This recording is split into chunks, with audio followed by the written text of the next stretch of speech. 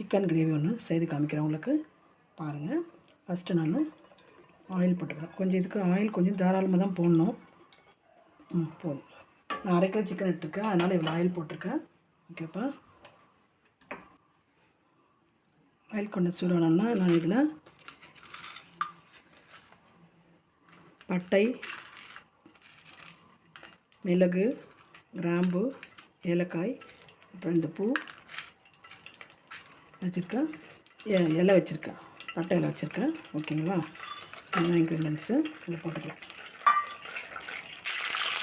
இது கொஞ்சம் லேசாக சூடு வரணும்னா வெங்காயம், ஒரு பெரிய வெங்காயம் 2 கிலோ கட் பண்ணி வச்சுங்க. நான் 1/2 கிலோ வெங்காயம் இதுக்கு கறிக்கு இது போதும். பெரிய வெங்காயம் வச்சுருக்கேன். இது கொஞ்சம் ப்ரௌனிஷாக வரைக்கும் நம்ம ஃப்ரை பண்ணிக்கலாம்.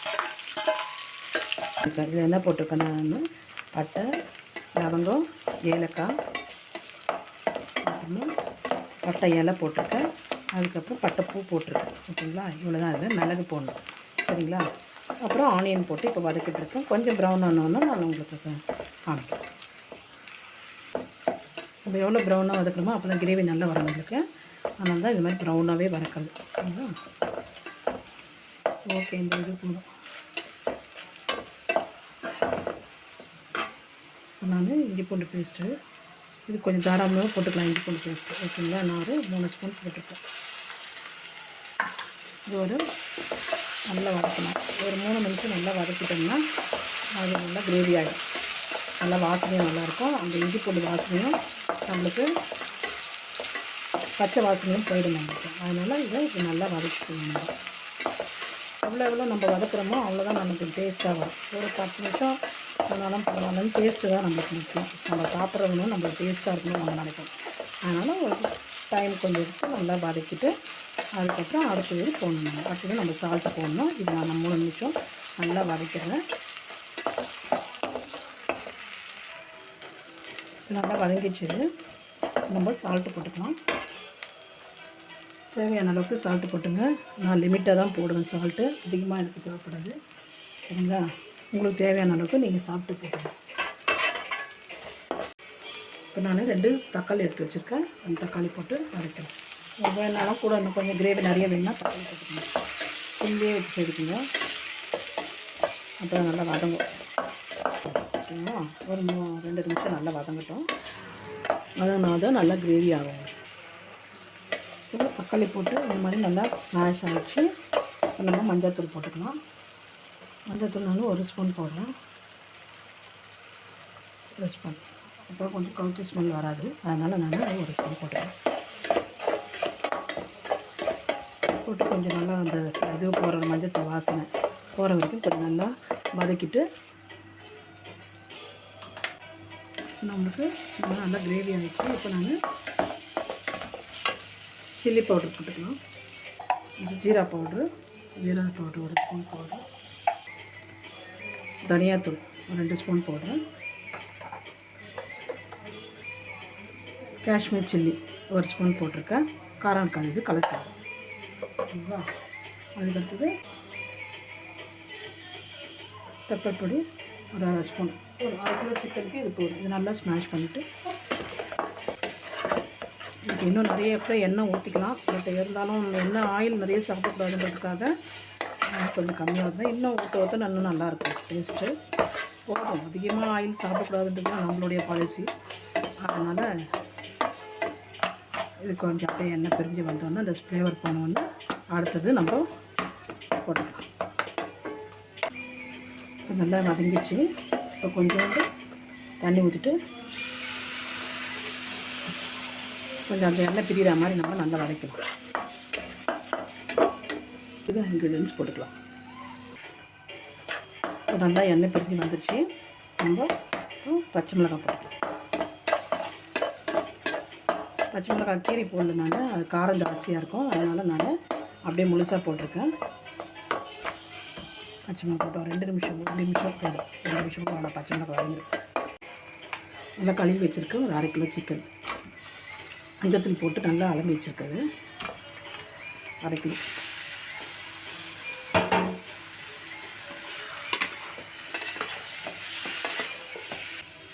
நல்லா கலக்கி விட்டிங்கன்னா அது நல்லா எண்ணெய் பிரிஞ்சு நல்லா வேகும் உங்களுக்கு. வெந்துச்சுன்னா அப்புறமா அடுத்த பொருள் போட்டுடலாம். நல்லா ஃபுல்லாக நல்லா இந்த மாதிரி நல்லா கலக்கி விடுங்க. அப்போ தான் உட்காரம் எல்லாத்துலேயும் இறங்கும். ஓரளவுக்கு ரெடி ஆகிடுச்சு சிக்கனு. இது கொஞ்சம் நல்லா ஒரு 5 மினிட்ஸ் 10 மினிட்ஸ் வெந்துச்சு. ஒரு 10 மினிட்ஸ் வச்சுக்கலாம் நம்ம, ஏன்னா சிக்கன் கொஞ்சம் நல்லா பாயில் ஆகட்டும். 10 மினிட்ஸ் வச்சுட்டு அடுத்த இன்க்ரீடியன்ஸ் அப்பப்போ நம்ம கலரி விட்டுட்டே இருக்கணும். நான் கலரி விட்டுட்டே இருங்க, அப்போயும் எண்ணெய் பிரிஞ்சு வேகும். சரிங்களா? நான் வேக வச்சுட்டு காமிக்கிறேன் உங்களுக்கு. ஓரளவுக்கு ஒரு ஆஃப் வெந்தோடனே சிக்கன் வெந்தோடனே நம்ம அடுத்தது கர்டு ஒரு 200 ml ஊற்றிக்கலாம். இது வந்து 400, நான் ஆஃப் போடுறேன். அதில்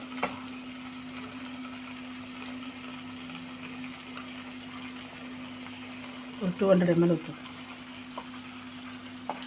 நல்லா கலக்கி விட்டுட்டு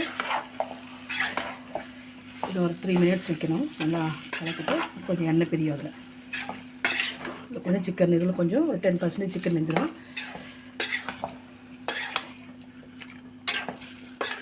நல்லா கலக்கி விட்டுட்டே இருங்க, இல்லைன்னா அடி பிடிச்சிடுது. இல்லைன்னா நல்ல திக்கான பாத்திரத்தில் நீங்கள் எடுத்துக்கோங்க. சரிங்களா? அடி பிடிச்சா டேஸ்ட்டு போயிடும், வேறு டேஸ்ட் மாறிடும். அடி பிடிக்காமல் கலக்கி கொஞ்சம் பொறுமையாக செய்யுங்க. சரிங்களா? அப்போ தான் டேஸ்ட்டு நல்லாயிருக்கும். அது சிக்கனு அது நல்லா எண்ணெய் பிரிஞ்சு வந்தோடனே என்ன பண்ணுங்க, சிக்கன் கொஞ்சம் நல்லா வெந்துட்டுருக்கும். உங்களுக்கு 75% சிக்கன் வெந்திருக்கும். ஓகேங்களா? இப்போ கொஞ்சம் சாஃப்ட் ஆகிறதுக்கு நம்ம லெமன் ஒரு 2 ஸ்பூன் ஊற்றிருக்கேன் நான் லெமன். ஓகேங்களா? 1/2 கிலோ சிக்கன் போட்டிருக்கோம், அதனால் லெமனும் நிறையனா அந்த காரம்லாம் இறங்கிடும். அதனால் 2 ஸ்பூன் போதும் நம்மளுக்கு. போட்டு ஒரு 2 நிமிஷம் நல்லா பண்ணுங்கள். அதுக்கப்புறமா அடுத்த பொருள் போட்டுக்கலாம். நம்ம நல்லா எண்ணெய் பிரிஞ்சு வந்துச்சுமா வந்துட்டு நான் இப்போ எக்ஸ்ட்ரா வந்துட்டு 2 முட்டை போடுறேன். நல்லா நான் கீறி வச்சுருக்கேன். 3 பக்கம் கீறிட்டு 2 முட்டை. அதுக்கு அடுத்தது உருளைக்கிழங்கு. அந்த டேஸ்ட் நல்லாயிருக்கும் உருளைக்கிழங்கு. அதுக்கப்புறம் நான் பீஸ் வாங்கி உரித்து வச்சுருக்கேன். சரிங்களா? பீஸ் இது போடாமையும் நீங்கள் அப்படியே வச்சுக்கலாம். இது போட்டாலும் நல்லாயிருக்கும். இந்த டேஸ்ட்டு எப்படி இருக்குன்னு நீங்கள் கமெண்ட்ஸில் சொல்லுங்கள் எனக்கு. சரிங்களா? இதுக்கு அடுத்தது வேறு சிக்கன் கிரேவி நான் போடுறேன். நார்மலாக நம்ம செய்கிற சிக்கன் கிரேவிக்கு இதில் எக்ஸ்ட்ரா இன்க்ரீடியன்ஸ்லாம் நான் போட்டிருக்கேன். இது ஒரு ஸ்டைல் சிக்கன் கிரேவி. ஓகேங்களா? இந்த மாதிரி செய்து பாருங்கள். செய்து பார்த்துட்டு எனக்கு கமெண்ட்ஸில் சொல்லுங்கள். இதுக்கு என்ன பேர் வைக்கலான்றதை சொல்லுங்கள். சரிங்களா? டேஸ்ட்டாக இருந்தாலும் சொல்லுங்கள் கமெண்ட்ஸில். இல்லை இதில் வேறு எதுனா ஆட் பண்ணனாலும் எனக்கு எதனா ஒன்று கமெண்ட்ஸில் சொன்னிங்கன்னா தான் அப்போ தான் எனக்கு அடுத்தடுத்து நான் வீடியோ போடுறதுக்கு எனக்கு கொஞ்சம் ஈஸியாக இருக்கும். நான் உங்களுக்கு ஈஸியான மெத்தடில் நிறைய வீடியோஸ் நான் போட்டுட்டு தான் இருக்கேன். பாருங்கள், கொஞ்சம் தண்ணி ஊற்றிக்கலாம். சரிங்களா? ஊற்றிட்டு நல்லா கலக்கிட்டு ஒரு 10 நிமிஷம் அப்படி வச்சுட்டு மேலே கொத்தமல்லி கொஞ்சம் புதினா தூவிட்டு இறக்கிடலாம். அவ்வளோதான், முடிஞ்சிடுச்சு. Chicken gravy ready. இது சப்பாத்திக்கு, இட்லிக்கு, ரைஸ்க்கு எல்லாத்துக்குமே வச்சுக்கின்னு சாப்பிட்லாம். நல்ல சுவையான சிக்கன் கிரேவி. நீங்கள் சாப்பிட்டு பார்த்துட்டு எப்படி இருக்குதுன்னு சொல்லுங்கள் எனக்கு. இதை நான் ஒரு 10 நிமிஷம் மூடி வைக்கிறேன். சரிங்களா? மூடி வச்சுட்டு நல்லா எண்ணெய் பிரியும். அந்த சிக்கன் வேகனா கூட நல்லா வெந்துடும். சரிங்களா? அது வெந்தோடனே நான் உங்களுக்கு காமிக்கிறேன் பாருங்கள். அவ்வளோதான்ப்பா, சிக்கன் கிரேவி ரெடி ஆகிடுச்சு நம்மளுக்கு. ஓகேங்களா? இதை நல்லா கலரி விட்டுட்டு நல்லா எண்ணெய் பிரிஞ்சு வந்துடுச்சு. Chicken gravy ready. நான் இதில் கொத்தமல்லி, புதினா எனக்கு இந்த ஃப்ளேவர் தேவைன்னு சொல்லிட்டு நான் போட்டிருக்கேன். அது போட்டிங்கன்னா நல்லாயிருக்கும்.